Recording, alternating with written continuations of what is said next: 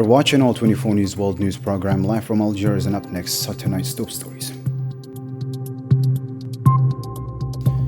Gaza health officials report 14 killed. Hamas says a ceasefire was broken, while the UN calls the occupation to allow more aid into the Strip.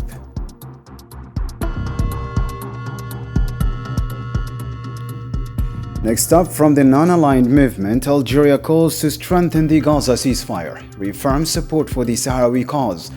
Foreign Minister Ahmed Attaf also delivers a written message from President Tebboune to the Ugandan president. Also on our news tonight, in Sudan, 146 civilians were killed in a week by the Rapid Support Forces shelling in Al-Fasher, as aid agencies report a sharp decline in humanitarian services.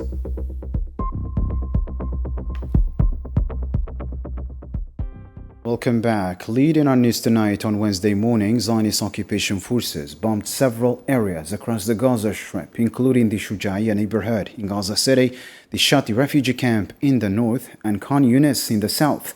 Local sources said artillery shells struck the Nazar Street in Shujaia, while occupation boats opened fire on fishermen of Shati camp. Meanwhile, medical sources confirmed 2 Palestinians were killed and others injured in Shujaia, a new violation of the ceasefire that began less than a week ago.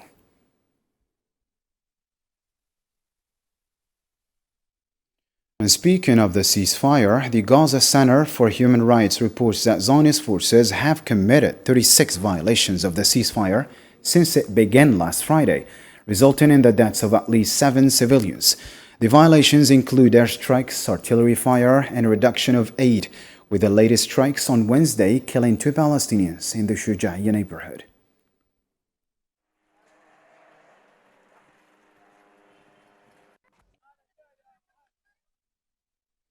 The United Nations has urged the Zionist entity to immediately open all land crossings into the Gaza Strip to ensure the flow of humanitarian aid. UN Under-Secretary General for Human Rights, or for Human Affairs, Tom Fletcher, said on Wednesday that the crossings must be opened without delay as part of the ceasefire agreement between the Zionist entity and Hamas.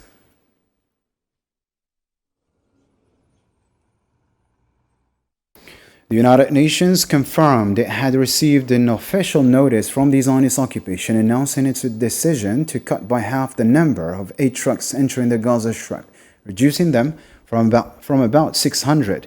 UN Deputy Spokesperson Farhan Haq said at a press briefing that the occupation cited concerns over the return of bodies, adding that the UN continues efforts to deliver as much humanitarian aid to Gaza as possible.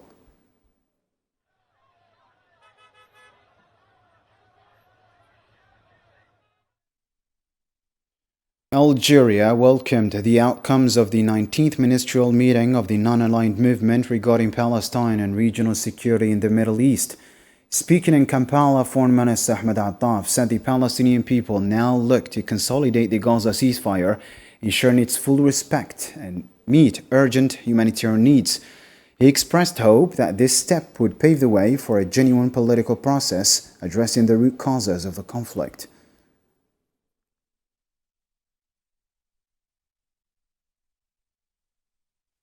تثمن الجزائر ما ورد في الوثائق الختامية لاجتماعنا هذا. Algeria commends what has been included in the final documents of our meeting regarding the Palestinian issue in particular, and concerning the matter of peace and stability in the Middle East region in general. The Palestinian people currently live with 2 hopes, a small hope and a big hope. The small hope is to consolidate the ceasefire agreement, ensure its respect, and effectively respond to the urgent needs of our people in Gaza, while the big hope is to associate this step with a serious political process that prioritizes addressing the core and essence of the conflict by ending the occupation of Palestinian and Arab lands, and by speeding up the establishment of an independent and sovereign Palestinian state as a just, lasting, and final solution to the Israeli-Palestinian conflict. Iran warned against the continued crimes of the Zionist occupation despite the declared ceasefire. Foreign Ministry spokesman Ismail Baqai condemned the Zionist attacks on Palestinians in Gaza over the past 24 hours which left at least 10 people martyred or injured. He urged the ceasefire guarantors to take responsibility and compel the Zionist entity to end its crimes.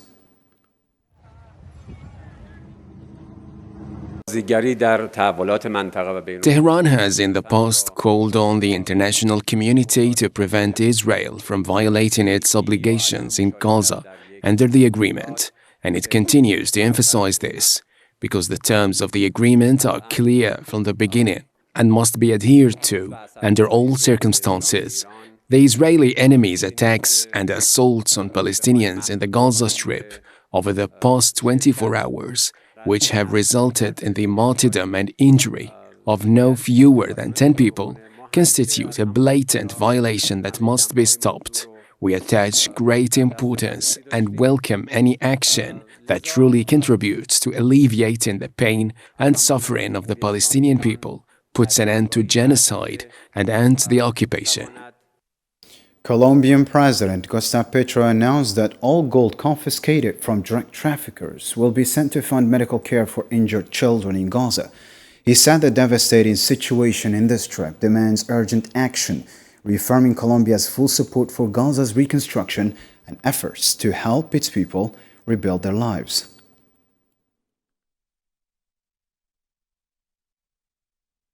Moving on to a different matter, Russian President Vladimir Putin reaffirmed the long-standing friendship between Russia and Syria, describing their ties as exceptional and rooted in mutual respect. During talks with Syrian President Ahmed al-Shara in Moscow, he said Russia's policy toward Damascus is guided by the interests of the Syrian people and praised Syria's recent parliamentary elections for promoting political unity.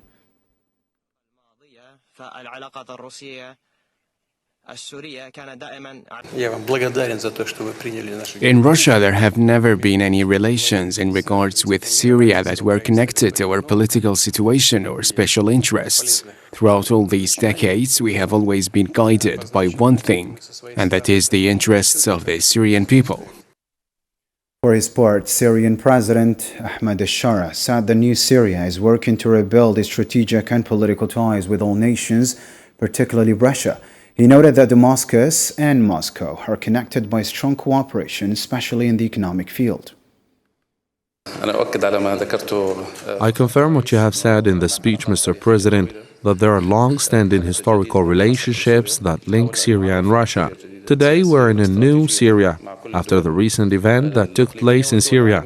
We're trying to introduce this new Syria to all the countries of the world and reconnect the political and strategic relationships with all regional and international countries, and on it there will be certainly the Russian Federation, because there are also old historical links in common, as we mentioned.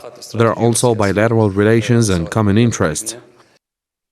And as you followed in our tonight's headlines, Algeria reaffirmed the Sahrawi people seek only to exercise the legitimate right to self-determination and decide their future freely and without coercion. Speaking at the 19th ministerial meeting of the non-aligned movement in Kampala, Foreign Minister Ahmed Attaf said Algeria fully upholds the movement's steadfast and principled stance on this issue. ومن جانبه فإن الشعب الصحراوي For their part, the Sahrawi people only ask for being enabled to exercise their legitimate and lawful right to self-determination and to decide their own future freely, without any coercion and without any guardianship. Algeria fully aligns with the steadfast and principled position of the non-aligned movement on this matter, a position our movement has upheld unwaveringly for the past 5 decades, in line with the resolutions of international legitimacy and in respect for the enshrined UN doctrine on decolonization. The Algerian Minister of State and Foreign Minister stressed that the non-aligned movement must now raise its voice to call for a new approach in addressing the interlinked challenges of security and development. The spirit and principles of Bandung are reflected by the slogan chosen by the Ugandan presidency for this meeting. Today, our movement is required to raise its voice in affirming the urgent need to adopt a new approach to addressing the challenges relating to security and development. an approach based first and foremost on rebuilding bridges of trust between the North and the South through partnerships founded on sovereign equality, mutual respect, and constructive cooperation in confronting domination, dependency, and exclusion. This is the approach in which Algeria believes and for which it advocates, side by side with its brothers and friends among the member states of our movement, to build a more just, fair, and sustainable international order. Foreign Minister Ahmed Attaf also highlighted the historic significance of the Bandung Conference, which paved the way for the non-aligned movement, affirming that Algeria and all member states take pride in this landmark moment in their shared history. فالجزائر لم تنسى ولن تنسى أن قضيتها التحررية. Algeria has never forgotten and will never forget that its liberation cause, found in the Bandung Conference, its first supporter, its most important backer of its message, and its best ally, who stood in solidarity with it, affirmed its justice, and played a decisive role in having it registered as the first decolonization issue to be directly placed on the agenda of the United Nations General Assembly. As we recall the generosity of our brothers and friends, we hail our movement's steadfast adherence to the principles, spirit, and aspirations of Bandung. We equally hail its unwavering commitment to its authentic and deeply rooted positions, which support liberation causes across the world, and which call, at the same time, for the reform of the international governance system in all its dimensions: economic, political, monetary, and commercial. The Algerian delegation exercised its right of reply to statements made by the Malian coup regime's foreign minister during the 19th ministerial meeting of the non-aligned movement in Kampala. In its response, Algeria dismissed the remarks as unfounded, describing them as blatant lies and fabrications, and accused the Malian junta of spreading falsehoods in step with its growing failures and setbacks.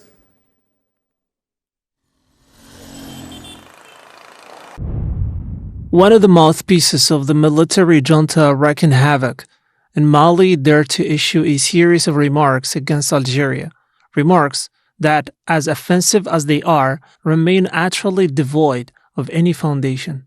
In truth, such statements deserve nothing more than the contemptuous silence they warrant. They are nothing but blatant lies and exposed fabrications, not even bothering to hide behind a veil of credibility or reason. In reality, the coup leaders in Bamako have begun spreading lies, slander, at the very same pace at which their failures and setbacks multiply. The Algerian delegation stressed that the non-aligned movement is well aware of the realities in Mali, which the coup leaders are attempting to conceal. It noted that it was the junta's own unconstitutional actions that led to Mali's isolation and suspension from the African Union. However, this esteemed body has every right, indeed, the full right, to be informed of the reality of what is happening in Mali. It is precisely this reality that the coup leaders are desperately attempting to conceal and obscure. In Mali, a military junta that came to power through an unconstitutional change now governs, a move that led to its isolation and suspension by the African Union. This junta is driven by a single obsession: to disown its countless failures and shift the blame onto others.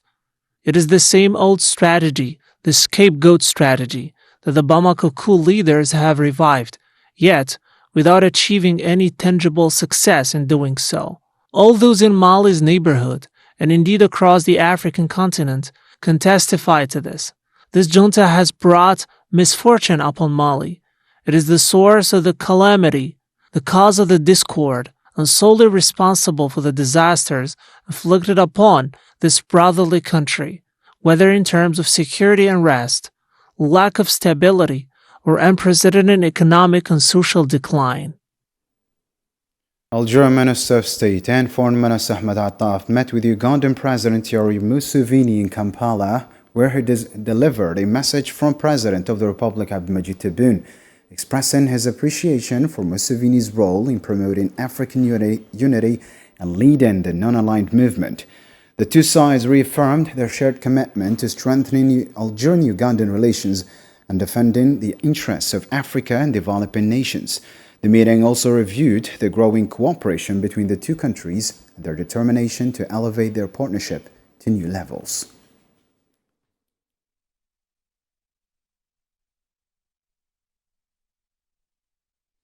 Algerian Minister of Energy and Renewable Energy Mourad Adjal met in Maputo with Mozambican President Daniel Francisco Chapo to discuss major partnership projects between the two countries. According to the ministry, Adjal will also hold high-level meetings with Mozambican officials to strengthen bilateral cooperation and explore opportunities in energy, hydrocarbons, and industry. The Algerian delegation includes senior energy officials and CEOs of leading companies such as Sonatrach, Sonalgaz, and Saidal.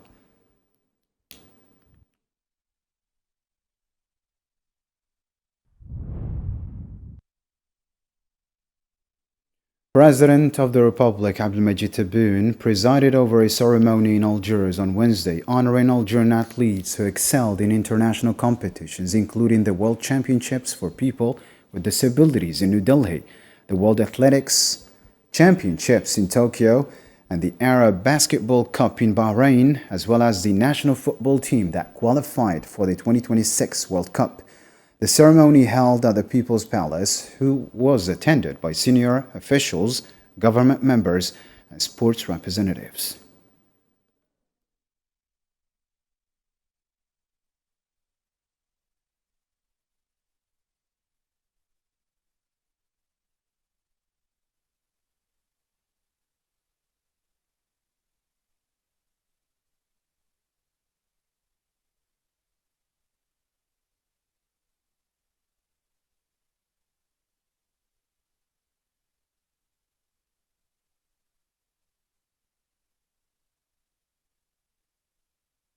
C'est une fierté pour moi d'être là. It is an honor for me to be here and to be able to meet the President of the Republic.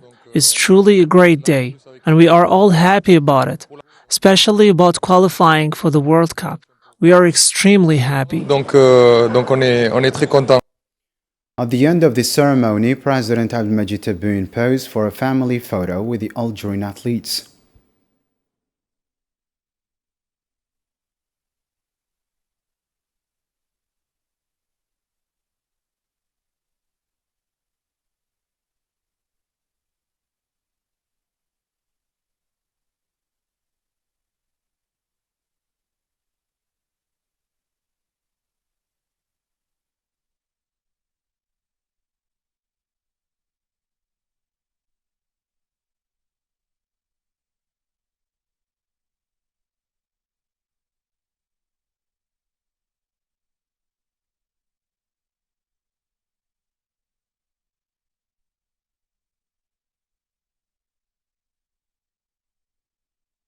Switching focus to a different news story. During discussions at the UN General Assembly's Decolonization Committee, African and Asian countries reaffirmed their support for the Sahrawi people's right to self-determination. South Africa's representative urged the swift holding of a referendum in Western Sahara, calling it a fundamental right under international law and reiterating his country's firm support for decolonization.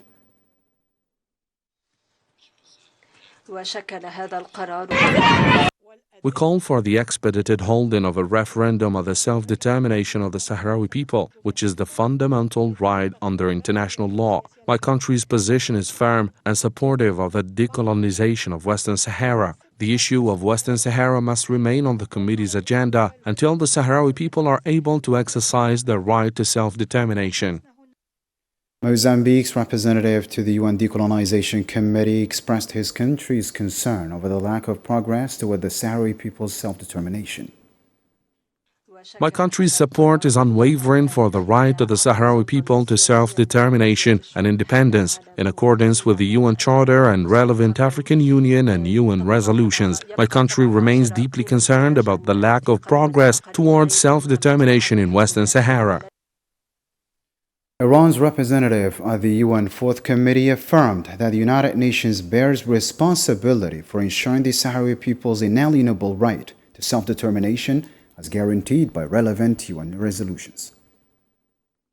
More than 60 years have passed since the United Nations Special Committee on Decolonization declared Western Sahara a decolonization territory. The United Nations is responsible to the people of Western Sahara and their inalienable right to self-determination, as stipulated in relevant UN resolutions. Spanish agricultural organizations have condemned the new agreement between the European Union and Morocco, allowing products from Western Sahara to enter the EU duty-free. According to Spanish media, they view the deal as a surrender and a serious blow to Spain's farming sector. La Gaceta reported that the agreement sparked anger toward the European Commission and the Spanish government, with agricultural groups warning it deepens unfair competition already hurting the sector. The Spanish agricultural sector has erupted in anger against the European Commission and the Spanish government following the agreement reached on September 15th, under which Brussels allows agricultural products from Western Sahara to enter the European Union duty-free. Despite the European Court of Justice ruling against it, this agreement faces strong opposition from Spanish agricultural organizations and is a devastating blow to a sector already suffering from unfair competition. Moroccan courts have sentenced 17 Generation Z protesters to a total of 162 years in prison following recent nationwide demonstrations. Moroccan media said the Agadir Court of Appeal handed down sentences ranging from 3 to 15 years for those arrested during protests in Aitamira area of Shtuka Itbaha province.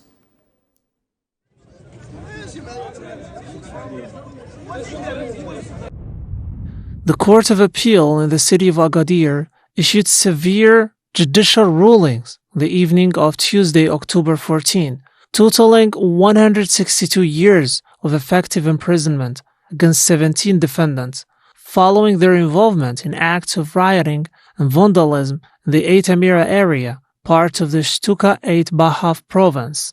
The sentences were distributed as follows: 3 defendants, 15 years each; 1 defendant, 12 years; 9 defendants, 10 years each; 1 defendant, 5 years; 1 defendant, 4 years; 2 defendants, 3 years each. These rulings come as part of the judiciary response to the violent incidents that damaged public and private property in the region. Moving on to the war in Sudan, the Sudanese human rights organization Mashad reported that 146 civilians were killed in recent days due to the Rapid Support Forces' deliberate shelling of residential areas in Al-Fashir. In a Wednesday statement, the group said the RSF carried out direct executions of fleeing civilians, including 41 children, while 97 others were injured, 38 of them children as well. It also documented the abduction of 14 women and girls trying to escape bombardment and starvation. Sources in the Zamzam camp near Al-Fashir reported the total shortage of food and basic goods as the city remains besieged by the Rapid Support Forces. Camp spokesman Mohammed Khamis Touda told All24 News that the blockade is worsening the suffering of civilians and displaced people, amid UN warnings of deepening humanitarian crisis in the city and its camps. The humanitarian conditions in Al-Fashir on Wednesday, October 14, 2025 are really deteriorated with the continuation of the full cutting of all nutrition sources, as there is an absolute outage in alimentary products in markets, streets and groceries. There is also a huge deterioration of health centers due to the targeting. There is still a real suffering of children and refugees, including women and the elderly, as well as the refugees who are still in the refuge camps. The situation in general is catastrophic and necessitates urgent intervention. Moving on to a different matter, the Pakistani Foreign Ministry announced a 48-hour ceasefire with Kabul beginning at 1 p.m. GMT. After days of border clashes between the two armies. In a statement on Wednesday, Islamabad said the truce was reached with the Afghan Taliban, while the Taliban government confirmed it had instructed its forces to uphold the agreement.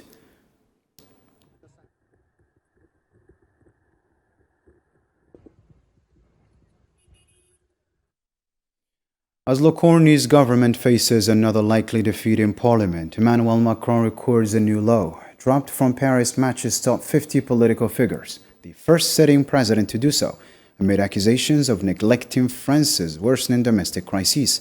Marobla reports now. Once again, and in less than 2 months, the French government is back under parliamentary scrutiny. This time, Prime Minister Sébastien Lecornu and his second cabinet are facing lawmakers with a 2026 budget, a budget that carefully skirts the most divisive issue of all, pension reform. Lecornu, one of Macron's longest-serving ministers, made several tweaks in a bid to win over opposition parties and avoid the same fate as his predecessor François Bayrou. But in the end, he couldn't escape what many French people dread most, a wave of new tax hikes. And the biggest shock, a rise in fuel prices. Analysts warned that the move could destabilize the fragile political balance the budget was built on.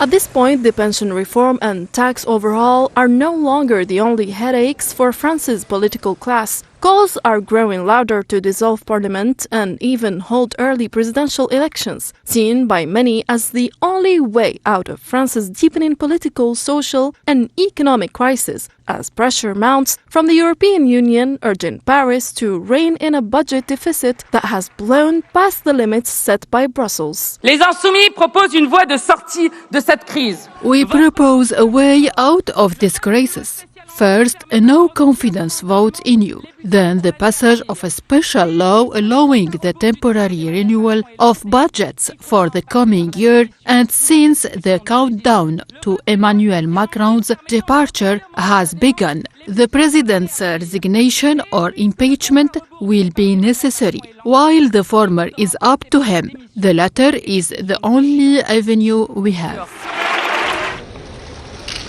And with Lecornu's government once again on the brink of collapse, Emmanuel Macron is hitting a new low. For the first time ever, the French president has dropped out of Paris Match's list of the country's 50 most popular political figures, a sign critics say that Macron's focus on global crisis is costing him dearly at home. And that wraps up our news program for tonight. Thank you for tuning in. Do take care.